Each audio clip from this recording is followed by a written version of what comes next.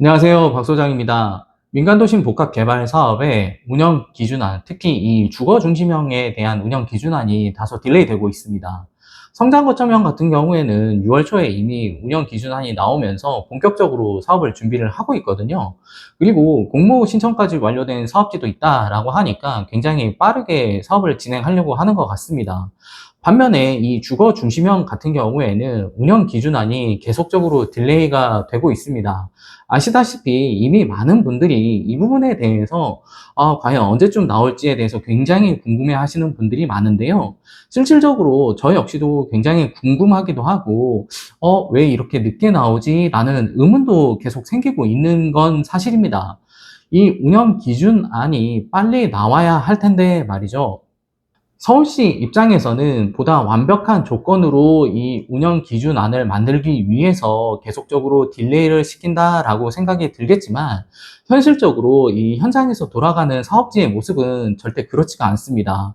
운영 기준안이 계속적으로 딜레이가 되면서 가장 우려스럽게 되는 부분이 어떤 부분이냐면, 소유권에 대한 문제가 다소 복잡해지고 있습니다. 운영 기준안의 불확실성에 따라서 이 해당 사업지 같은 경우에는 민간도심 복합 개발 사업을 추진한다라는 명목으로 신축 빌라들이 계속적으로 지어지는 경우도 있고, 이에 따라서 소유권이 계속적으로 늘어나는 부분이 있기 때문에 이 부분에 있어서는 운영 기준안이 빨리 나오지 않으면 오히려 재개발에 대해서 사업 속도가 늦어질 수가 있겠다라는 부분이 가장 큰 우려점이고요. 그리고 최근 서울시에서 신속통합기획을 쾌속통합기획이라고 하는 신속통합계획 2.0을 발표를 하게 되면서 신통이나 모아타운 쪽으로 더 힘을 주는 모양새인 것 같긴 합니다. 모아타운 같은 경우에도 역세권이라든지 이런 조건들을 일부 맞추면 최대 용적률을 500%까지 부여한다라고 하고 있거든요. 그렇게 된다라고 하면 오세훈 그리고 서울시 입장에서는 이 민간도심 복합 개발 사업도 같이 품고 가야 되지 않나라는 생각이 듭니다. 왜냐하면 이 민간도심 복합 개발 사업 같은 경우에는 국토부 사업인 건 맞지만 세부 운영 기준안이라든지 이런 세부적인 내용들은 다 서울시에서 제정을 하는 부분이기 때문에 서울시에서는 이런 부분에 대해서 정치적인 고민을 하기보다는 정책적으로 실질적으로 서울시의 수요와 공급에 맞는 이런 정책들을 같이 품고 가야 된다라고 생각을 하거든요. 지금 정말 실질적으로 2026년, 2027년부터 공급이 급감합니다. 그렇게 되면 전세난, 월세난, 그리고 매매가의 폭등으로 인해서 서울 아파트 시장이 말 그대로 폭등 장세가 이어질 것 같거든요.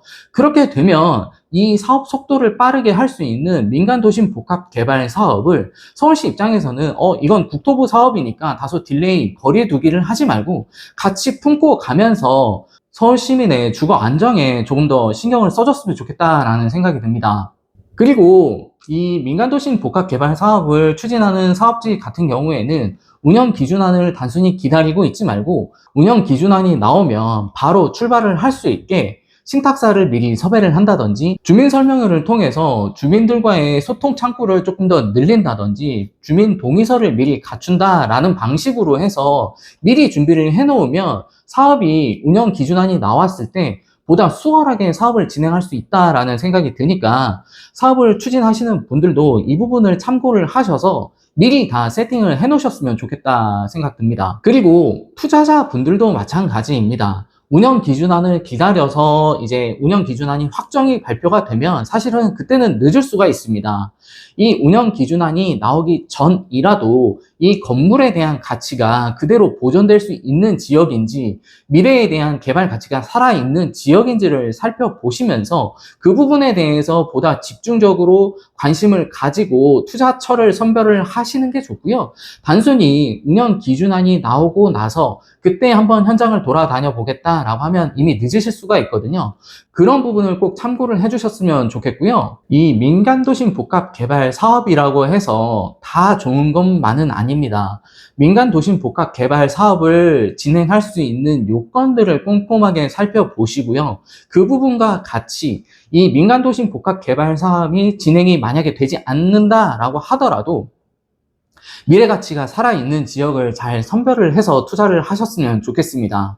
오늘은 이렇게 가볍게 이 운영 기준안이 나오면 어떻게 될 것인지, 그리고 이 민간도심 복합 개발 사업의 주거 중심형 파트는 오세훈 시장이 반드시 품어야 된다라고 하는 부분, 그리고 마지막으로 민간도심 복합 개발 사업을 추진하는 추진위원회에서, 그리고 투자자분들은 이 부분에 대해서 어떻게 행동을 해야 될지, 이 부분을 좀 알아봤거든요. 날씨가 많이 더운 관계로 사무실 내부에서 촬영을 해봤는데 어떻게 이 내용이 마음에 드셨는지 모르겠습니다.